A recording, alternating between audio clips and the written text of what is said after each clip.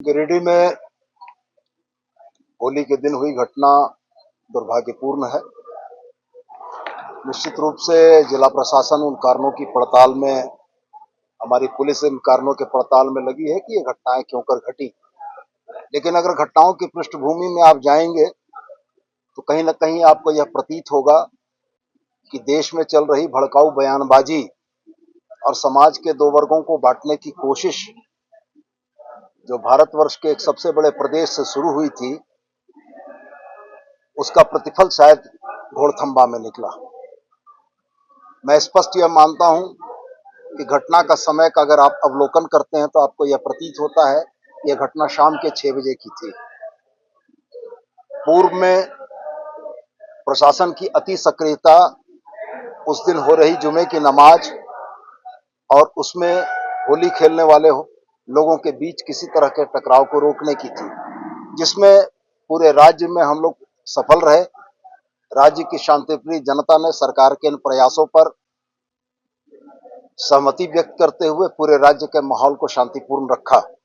लेकिन शाम के 6 बजे घोड़थम्बा में घटी यह घटना कहीं न कहीं इस बात की ओर इंगित करती है कि यह घटना प्रायोजित थी।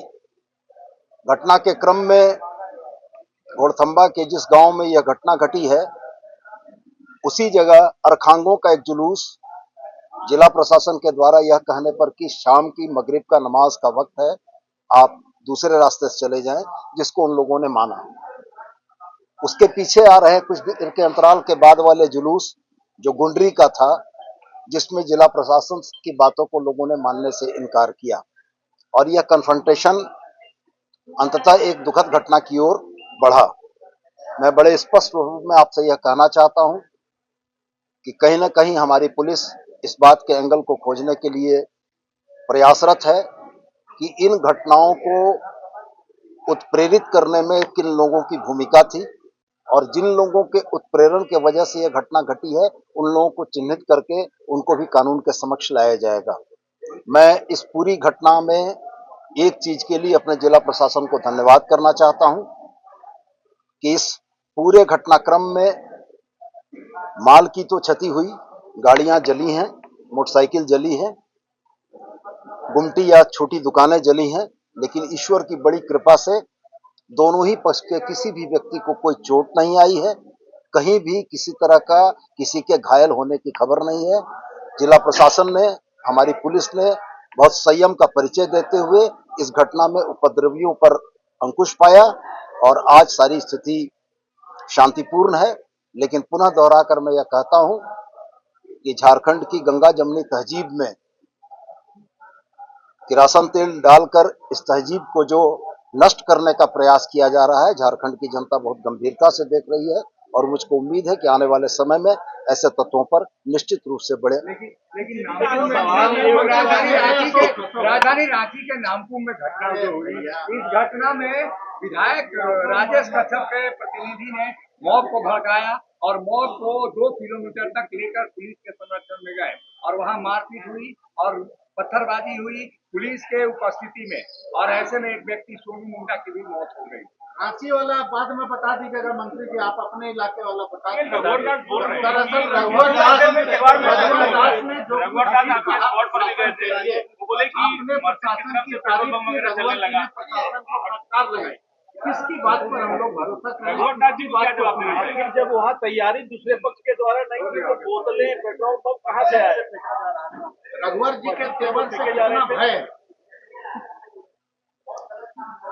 रघुवर दास जी भारतीय जनता पार्टी के सम्मानित नेता हैं और अपने एजेंडे के अनुरूप राजनीतिक रोटियां सेकने के लिए उनका जाना था ही। भाजपा शासित प्रदेशों में घटनास्थल पर विपक्षी नेताओं को जाने से रोकने की परंपरा का निर्वहन झारखंड की सरकार ने नहीं किया। हम लोगों ने उनको यह मौका दिया कि एक लोकतांत्रिक प्रदेश में अगर वो जनता के समक्ष जाकर अपनी बात कहना चाहते हैं तो निश्चित रूप से कहना चाहिए। रह गया सवाल, मुझको इस बात का अफसोस होता है कि आदरणीय रघुवर दास जो झारखंड राज्य के मुख्यमंत्री पद को सुशोभित कर चुके हैं, आदरणीय रघुवर दास जी जो उड़ीसा के राज्यपाल के पद को सुशोभित कर चुके हैं, ऐसे व्यक्ति से सम्यक बयानों की अपेक्षा की जाती है। यदि सवाल इस बात का उठता है कि किसी घटना में कोई एक पक्ष कभी दोषी नहीं होता है, मैं बहुत स्पष्ट और खुले रूप में आपके समक्ष कहता हूं कि निश्चित रूप से दोनों ही पक्ष दोषी हैं और दोनों ही पक्षों की गलतियों के चलते इतनी बड़ी घटना घटी है। अगर रघुवर दास जी गए थे और उनका बयान यह आता कि इस घटना में शामिल उपद्रवी चाहे वो किसी जाति धर्म के हों, उनके विरुद्ध सम्यक कार्रवाई हो, और इसके लिए प्रशासन को उनको कोई निर्देश आता, प्रशासन को उनको कोई सुझाव आता तो हम स्वागत करते। लेकिन राजनीतिक रोटी सेकने के लिए एक पक्षीय बयान देना झारखंड की धरती ने नहीं बर्दाश्त किया है। प्रशासन के मनोबल पर असर नहीं, प्रशासन के मनोबल पर किसी नेता विशेष या व्यक्ति विशेष के भाषणों का कोई फर्क नहीं पड़ता है। जो विधिसम्मत कार्रवाई है प्रशासन वही करेगा, जो संवैधानिक दायित्व है उन्हीं का अनुपालन होगा। लेकिन एक बात यह तय है कि दर्शन का भी एक सिद्धांत है कि ताली कभी एक हाथ से नहीं बजती है। जब ताली एक हाथ से नहीं बजती है तो कोई एक पक्ष दोषी नहीं हो सकता है।